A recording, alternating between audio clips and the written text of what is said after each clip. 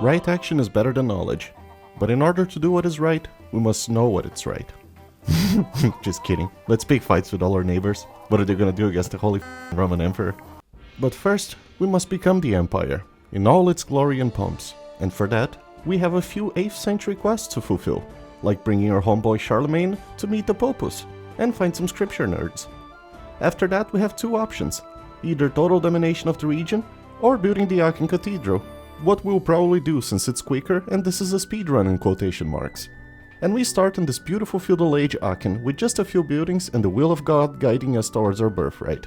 Oh buddy, I am destined for greatness, but I'll let you have this since I don't think you can see my objectives. Seriously, I don't think there is something else in the game that makes me feel more like a medieval time than Western European feudal architecture. The buildings just look so inviting and cozy. Our brother Carloman is settled right next to us, a great meat shield, and one that scouts better than me also. The start of the scenario is very straightforward and economic focused, and in about 10 minutes we start advancing to the age of slightly uglier buildings.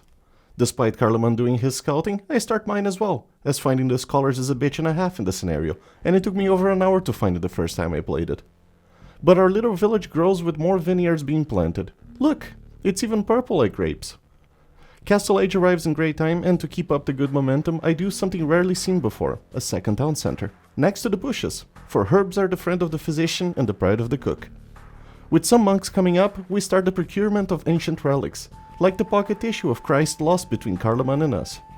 Also some archers, because we're French, we have to always assume our neighbors hate us and they are coming.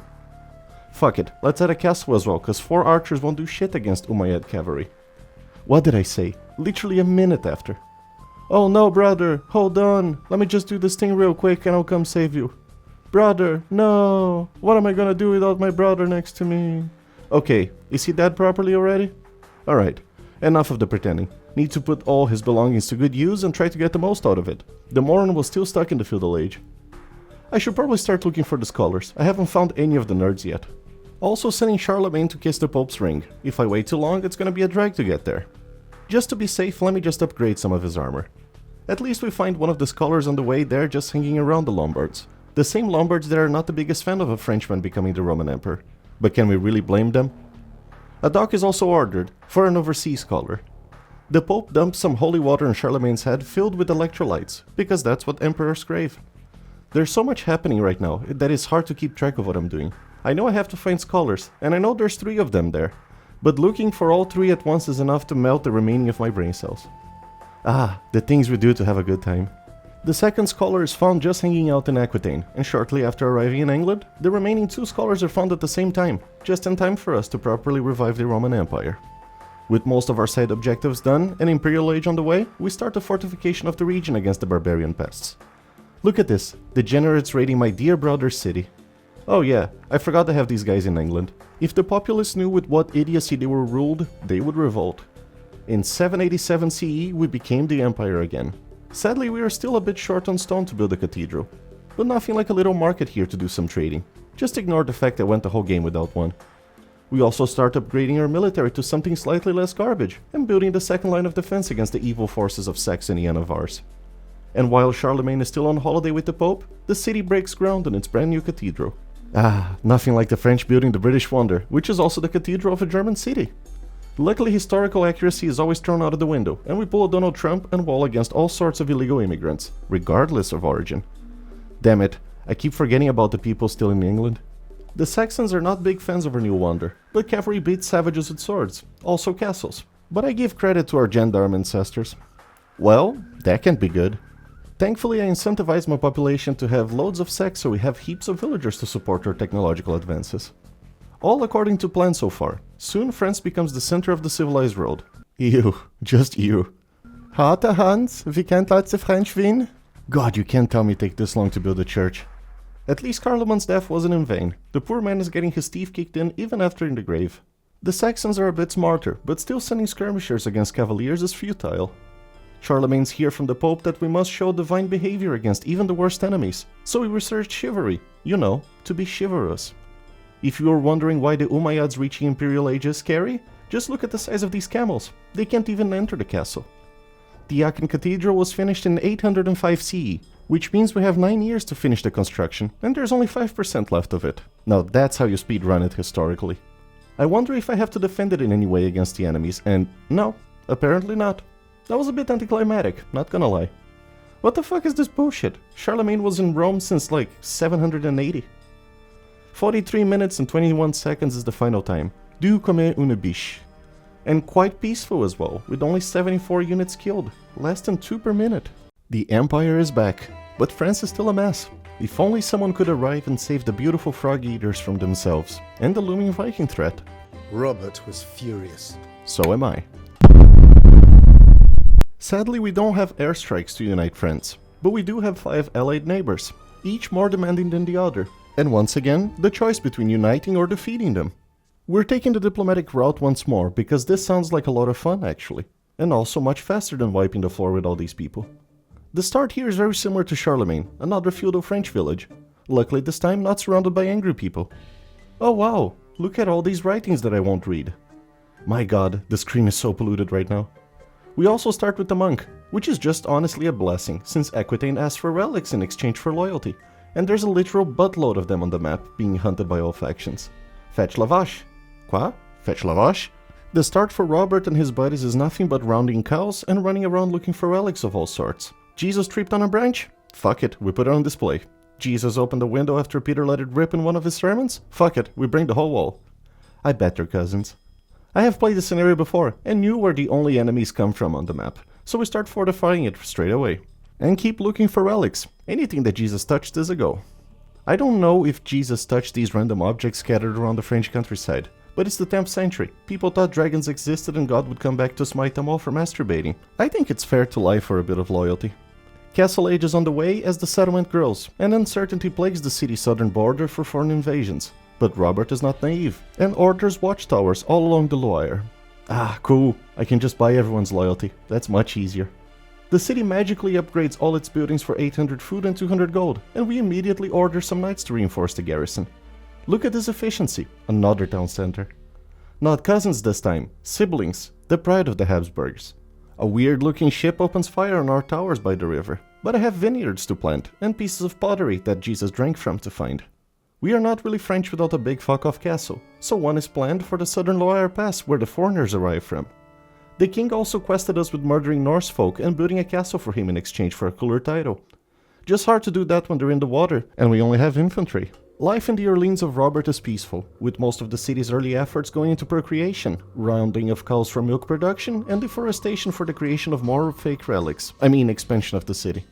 Naturally, peace never lasts, and the Norse arrive to try and disturb life, but the garrison is barely tickled by it.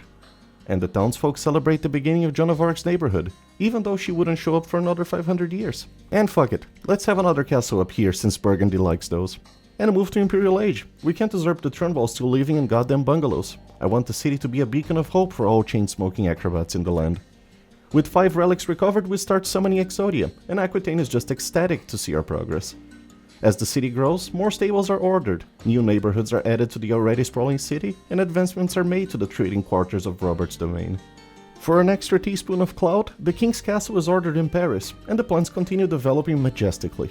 With imperial time looming over the horizon and an economy strong enough to make China blush, it was time to recap our objectives: military production, killing Norsemen, building castles, holding relics, and paying off the buddies. And it seemed like only the relics were doing any work for us. So we scout for more of them, and send our men of peace and God to retrieve the remaining nails Jesus used to hang his carpenter's degree at his mom's place. We also upgraded our horsey buddies and built another castle for Burgundy to be happy. And then another castle, because fuck it, why not? Trade began being established with the Duchy of Flanders? Where have I heard this name before? In which country is Flanders located? Belgium. We'll be back to that after dealing with these pesky Vikings. And building another castle. No wonder they are always coming to poke our lovely town. They're neighbors, and it seems like they've just made peace treaties with everyone but us. Just wait until I collected all the nails that held Jesus on the cross, and Aquitaine will see them for the barbarians they are, and stop just watching the whole ordeal. Achoo! Ah crap, I think I'm getting the castle fever. 2 more relics and I can summon Super Jesus to come smite our enemies with his subsonic cluster bombs and white phosphorus vision. Goddamn Flanders, just sitting in my backyard pretending to be good people, but I see what you're doing going to Imperial Age.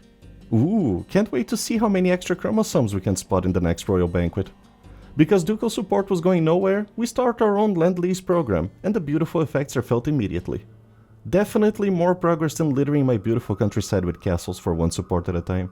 So we send yet another care package for the impetuous wine weirdos of Gascony, and like everyone else should, they become our first best buddies. Welcome to League of Satan, Gascony.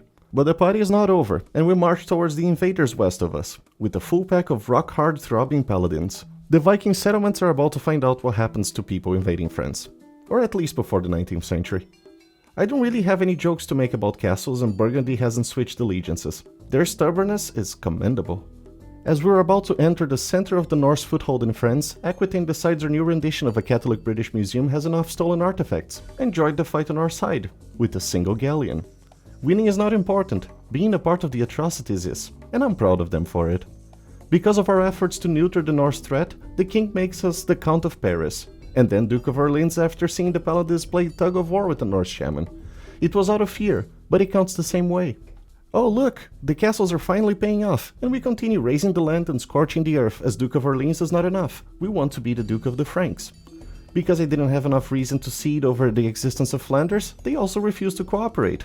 Trying to protect Normandy, we place yet another castle, but the city takes it down because we can't build in lands that aren't ours. A slight hiccup that can be fixed with another round of buying their whole city in one heavy bag of shekels. Welcome to Satan's army, Burgundy. Glad you finally saw our castles. With the Norse wiped off the face of the map, quite literally, the king awards us with the final title, Duke of the Franks. Only two objectives remain, buying out the remaining of Normandy and going for a little trip to our trading buddies up north. 25 years of playing the game, and only now have I found out monasteries have a limit of relics. The horsemen of Jesus make their way towards Flanders, while forward military camps are set up just outside the duchy borders. Normandy's lands apparently are worth something in the game compared to real life, and we are forced to spend even more money to make sure these wishy-washy fucks come to our aid. Don't mind me, Mr. King, just on my way to Flanders for the routine penis inspection. God damn it, how much more does Normandy want for the fucking swamps? And of course, it stops at 99. A sensible choice. The next tribute would be in the shape of trebuchet shots. These sturds don't suspect a thing. Let me just go to the diplomacy tab and do a little cheeky war on them. Surprise, Flanders, you are being liberated. I don't even know why I'm building all of this. They are barely putting up a fight, and even the king is sending fighting forces to help out. Granted, I am the one doing all the work as usual, but I'm still happy they are keeping their word and coming to help. A little moment to appreciate my 78 villagers who made all of this possible. Flanders would remain a standing shithole if it wasn't for the tireless effort of our farmers, lumberjacks, and miners. The world is now a better place, and the fear was so big that we apparently marched down to Paris and became king anyway. What a beautiful medieval story. This was probably my favorite new scenario so far, and was done in 1 hour, 6 minutes and 26 seconds. Tremble in front of my 10.5 KD. Although I must apologize for just building 13 castles.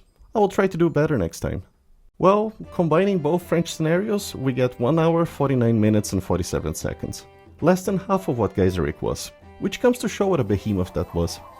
The plan was to do them in order, but these two were just too good for me to tackle later. 191 hours, 60 minutes and 3 seconds is the partial time for now, and I kinda feel bad for fighting the Vikings so sternly here with Robert. Maybe we should try their side of the story.